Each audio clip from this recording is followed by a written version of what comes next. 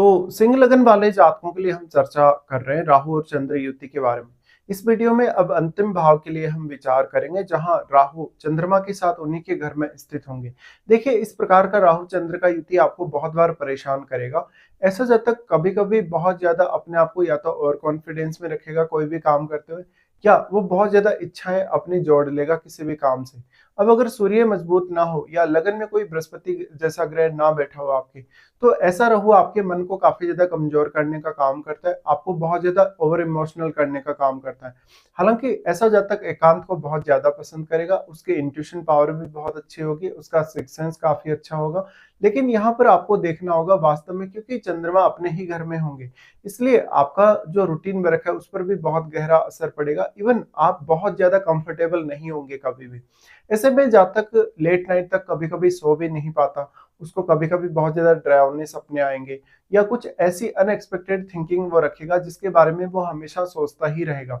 तो यहाँ ओवरथिंकिंग का बहुत बड़ा इश्यू आपको आ सकता है। हालाँकि ये कंजंक्शन है तो जातक फॉरेन सेटल होके बहुत अच्छा कर सकता है या क्रिएटिविटी के फील्ड में बहुत अच्छा कर सकता है। लेकिन जातक को हमेशा या तो स्वास्थ्य से रिलेटेड भी कभी-कभी इश्यूज रहेंगे, या उसको करियर से रिलेटेड शुरुआत में बहुत ज़्यादा समस्याओं का सामना करना पड़ेगा। ऐसे में जातक लाइफ में कभी भी अपने स्टडी पर्पज से या इवन अपने करियर पर्पज से अच्छे से सेटल नहीं हो पाता। तो जातक को हमेशा कोई ना कोई समस्या आती ही रहेगी। अब यहाँ पे अन्य ग्रहों का रोल बहुत इंपॉर्टेंट हो जाता है जब चंद्रमा अपने ही घर में हो, क्योंकि चंद्रमा के अपने घर में होते हुए भी राहु उसको बहुत ज्यादा प्रभावित कर सकते हैं यहाँ पे। लेकिन अब अगर चंद्रमा का कोई फ्रेंडली प्लेनेट हो जो आपके 12th हाउस में बैठा हो, तो थोड़ा बहुत यहाँ चंद्रमा को सपोर्ट मिल सकता है। अब यहाँ पे जो भी प्लेनेट लेकिन बैठेगा वो रेट्रोग्रेड नहीं होना चाहिए। अगर वो प्लेनेट यहाँ रेट्रोग्रेड हो जाता है, तो उस केस में राहु का प्रभाव उस ग्रह पर काफी ज्यादा बढ़ जाएगा। लेकिन कोई भी ग्रह अगर यहाँ सामान्य स्थिति में स्थित है आपके 12th हाउस में, तो वो ग्रह यहाँ चंद्रमा को बहुत ज्यादा प्रभावित कर सकेगा, क्योंकि राहु ने उस ग्रह की क्वालिटीज को काफी ज्यादा मल्टीप्लाई किया है। ऐसा जातक अक्सर ध्यान साधना, मेडिटेशन, योगासन वगैरह में बहुत ज़्यादा रुचि ले सकता है। साथ ही साथ जातक को जितना ज़्यादा वो अपनी हेल्थ के प्रति कॉन्शियस रहे, उतना ही उसकी कार्य क्षमता बढ़ती चली जाएगी। इसके अलावा लगभग हर डिसीजन लेते समय आपको बहुत ही ज़्यादा सोचना पड़ेगा, और कभी-कभी आपको ओवरथिंकिंग में बहुत ज़्यादा समय लग जाएगा।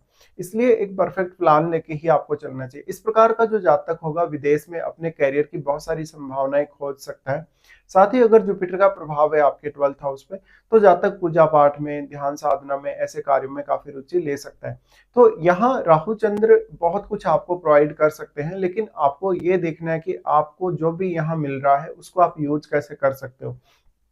इसके साथ साथ यहाँ जो भी प्लेनेट बैठेगा, उस प्लेनेट से रिलेटेड आप भावों को देखिएगा। उन भावों के लिए कहीं ना कहीं आपका एफर्ट बहुत ज्यादा लगने वाला है।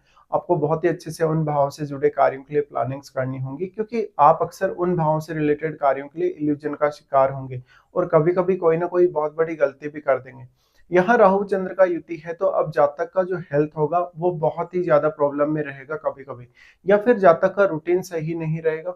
जातक को कोई ना कोई प्रकार से या तो कंपटीशन फेस करना होगा लाइफ में, या कोई ऐसी विपरीत परिस्थिति का सामना करना ही पड़ेगा जहां पर जातक बिल्कुल भी कंफर्टेबल नहीं है। तो इससे आपकी कार्य क्षमता पर और आपकी ओवरऑल जो सोचने समझने की जो स्थिति है उस पर असर पड़ेगा। अगर हम दृष्टियों के हिसाब से देखेंगे तो राहु सबसे पहले आपके 4th हाउस पे दृष्टि डालते हैं। 4th हाउस पे दृष्टि डालें तो राहु यहाँ आपको परिवार के प्रति जो जिम्मेदारियां आपकी बनती है उनको बढ़ा देते हैं। साथ ही जातक अगर फॉरेन में भी सेटल रहेगा तो अपने परिवार की काफी ज्यादा चिंता करता रहेगा। परिवार के लोगों से आपका बहुत ज्यादा इमोशनल अटैचमेंट भी देखने को मिलेगा। इसलिए जातक हमेशा अपनी मदर के लिए या इवन परिवार के अन्य सदस्यों के लिए काफी ऑब्सेस्ड रहेगा। अब क्योंकि चंद्रमा मदर के कारक है, मदर के कारक होने की वजह से या तो आपको अपनी मदर पर या परिवार के सदस्यों पर बहुत ज्यादा खर्चा करना पड़ सकता है, या फिर उनके स्वास्थ्य पर बहुत ज्यादा कभी कभी आपका खर्च हो जाएगा। इसके अलावा आप हालांकि अपनी मदर के साथ बहुत ज्यादा इमोशनली अटैच्ड रहेंगे, लेकिन उधर से हो सकता है कि आपको उतना ज्यादा अच्छा रिस्पॉन्स नहीं मिल रहा, या अंडरस्टैंडिंग उतनी ज्यादा बेटर ना हो। ज्यादातर केस में ऐसी कंडीशन में आपको मदर के साथ इश्यू देखने को मिलेंगे ही मिलेंगे, भले ही आपको छोटी आयु में नहीं देखने को मिले तो लेट एज में हो सकता है।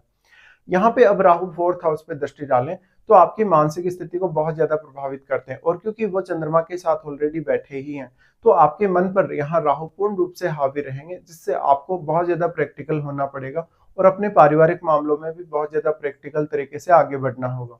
राहु की दृष्टि जो 4th हाउस पर पड़ रही है, ये दिखाती है कि जातक अक्सर शुरुआत में बहुत ज्यादा स्ट्रगल किया हो, जिसने बहुत ज्यादा एजुकेशन में कुछ रुकावटें फेस आई हो, जातक ने बहुत ज़्यादा मुकाबला किया हो, बहुत ज़्यादा वो संघर्षों से निकला हो और कभी-कभी उसको परिवार का भी शुरुआत में उतना अच्छा समर्थन नहीं मिल रहा हो या परिवार का समर्थन अगर मिला भी हो, तो परिवार उतना ज़्यादा सक्षम ना रहा हो। राहु और चंद्रमा दोनों का ही दृष्टि फिर आपके 6th हाउस पे पड़ेगा। 6th हाउस पे पड़ेगा तो ऐसा राहु आपके रूटीन वर्क में बहुत ज़्यादा बाधाएँ डालेगा चंद्रमा के साथ होने की वजह से।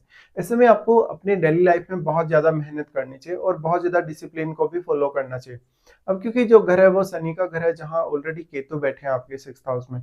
यहाँ देखिएगा केतु के साथ अगर कोई अन्य ग्रह बैठा हो तो वो ग्रह भी यहाँ कमज़ोर हो जाएगा क्योंकि केतु उस ग्रह की एनर्जी को कम करने का काम कर रहा है। लेकिन अगर राहु के साथ कोई भी ग्रह बैठा है चंद्रमा के अलावा, तो वो ग्रह यहाँ अपना पूर्ण रूप से प्रभाव डाल पाएगा केतु पर भी और केतु के साथ बैठे हुए ग्रह पर भी। इसके साथ-साथ आपको देखना होगा कि आपका जो रूटीन वर्क है या जो आपकी डेली लाइफ है वो कितनी ज़्यादा बेटर है या आपके कलीग्स के साथ, बॉस के साथ आपके संबंध कितने ज़्यादा बेटर हैं। जितने ज़्यादा बेटर आपके संबंध होंगे, उतना ही बेटर आपका आगे चलकर करियर बनेगा। इस प्रकार का जातक बहुत ज़्यादा संघर्षों से निकला हुआ हो सकता है। इवन उसके बाद भी उसके मन में उतना ज़्यादा कभी-कभी कॉन्फिडेंस डेवलप नहीं हो पाता। इसके साथ-साथ यहाँ राहु आपको कुछ हद तक आपकी जो भी लाइफ में बाधाएँ हैं, समस्याएँ हैं, स्पेशली आपकी अर्निंग्स को लेकर, जीवन में ग्रोथ वगैरह को लेकर, उनसे आपको एक अच्छी प्रोटेक्शन भी प्रोवाइड कर सकते हैं। राहु का फिर यहाँ से दृष्टि पड़ेगा आपके अष्टम पे। अष्टम पे राहु का दृष्टि पड़े तो ये सिक्स्थ सेंस के लिए अच्छा है। आपका कोई भी 8th हाउस रिलेटेड पर्पस हो जिसके लिए आप विदेश जाना चाहें या इवन विदेश में सेटल होना चाहें, उसके लिए अच्छा होगा। 8th हाउस पर दृष्टि डालें तो आपको मैरिज के पश्चात जीवन साथी की फैमिली से काफ़ी सपोर्ट मिल सकता है। लेकिन यहाँ पर फिर भी आपको एक्सपेक्टेशन उतनी ज़्यादा नहीं रखनी होगी। राहु यहाँ आपको एक बहुत ही अच्छा अंतर्ज्ञान, एक अच्छी अंतर्दृष्टि देते हैं, जिससे आप कठिन से कठिन विषयों को काफ़ी आसानी से समझ सकते हैं और उनको एनालाइज कर सकते हैं। राहु के अष्टम भाव पे दृष्टि का पड़ना आपके मन को बहुत ज़्यादा गहराइयाँ तो देगा ही देगा। साथ में आपको वो एक अच्छी सोच प्रोवाइड करेगा किसी भी पर्टिकुलर रिसर्च को करने के लिए या किसी भी डीप काम को करने के लिए। तो ऐसा राहु आपके हायर एजुकेशन या इवन आपके रिसर्च पर्पस के लिए बहुत अच्छा कहा जा सकता है। लेकिन कितना ज़्यादा आप यहाँ कंडीशंस को सँभाल सकते हैं, इसके लिए आपको अपने मन को बहुत ज़्यादा स्ट्रॉन्ग रखना होगा। इसके साथ ही अब आपको देखना चाहिए कि वास्तव में आपको राहु की या चंद्रमा की किसी की भी महादशा है या नहीं। क्योंकि दशा के दौरान आपको उस पर्टिकुलर ग्रह के जो परिणाम होंगे वो सबसे ज़्यादा देखने को मिलेंगे।